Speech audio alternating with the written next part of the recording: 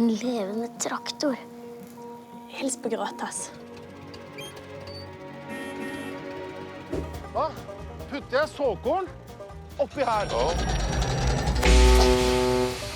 Interessant. Så hvor lenge skal dere være her?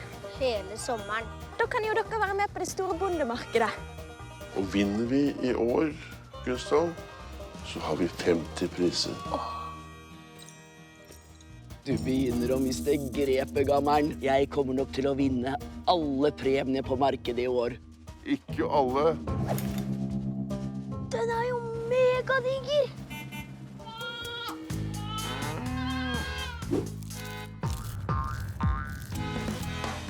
Den geita har ødelagt agurken min. Det er ikke Houdini sin skyld. Den skal vekk. La meg få fikse dette. Vær så snill.